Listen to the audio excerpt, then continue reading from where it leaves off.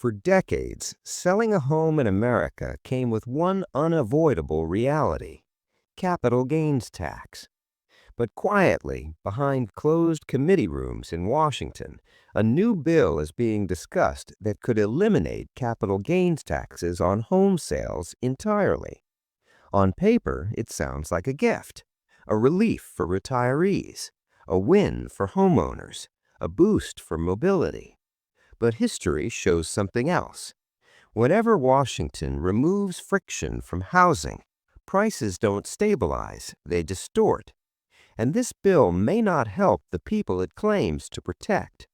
It may accelerate migration pressure, speculative flipping, and city hollowing, especially in places already under stress. The question isn't if this changes the housing market. It's who benefits first and who's left behind. The timing of this bill is not accidental. America is entering a housing pressure decade. Baby boomers are downsizing. Remote workers are relocating. Sunbelt cities are absorbing population faster than infrastructure can handle. At the same time, affordability is breaking down. Insurance costs are rising. Property taxes are climbing, and many longtime homeowners are house rich but cash strained. Removing capital gains tax sounds like mobility, but in stressed markets, mobility often becomes displacement. When transaction costs drop, homes move faster, not necessarily to families, but to investors, funds, and short-term capital. Here's how this typically unfolds. Step 1. High-equity homeowners suddenly face zero tax penalty to sell. Many list at once. Step 2. Supply spikes briefly, but not evenly. Desirable metros see bidding wars. Weaker cities see price stagnation or collapse. Step 3. Investors move faster than families. Tax-free exits mean faster flipping cycles. Step 4. Local residents are priced out, not by scarcity, but by velocity.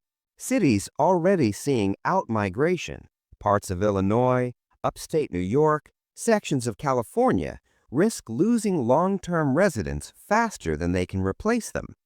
Meanwhile, retirement destinations face the opposite problem: overheating. Past housing policy shifts offer clues. When selling becomes easier, holding becomes optional. Communities lose stability. School enrollments fluctuate. Local tax bases become unpredictable. For retirees, the picture is mixed.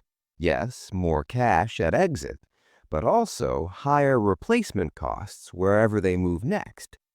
For renters, supply doesn't automatically improve. Homes don't become apartments overnight. And for cities, volatility is the real risk. Fast money doesn't build neighborhoods. It extracts value and moves on. If passed, the effects won't be immediate. They'll show up quietly in relocation stats, in price spreads between cities, in who can afford to stay and who can't. By 2026, America could see sharper divides between ownership hubs and transient zones.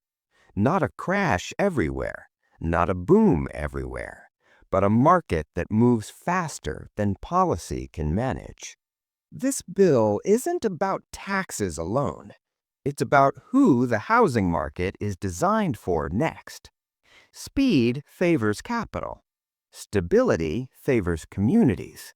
And when friction disappears, the strongest players move first, quietly, efficiently, and legally.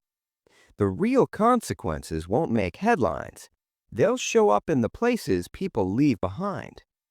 If you want to understand where this market is heading before it becomes obvious, subscribe to the channel and comment below. Which cities do you think will feel this first?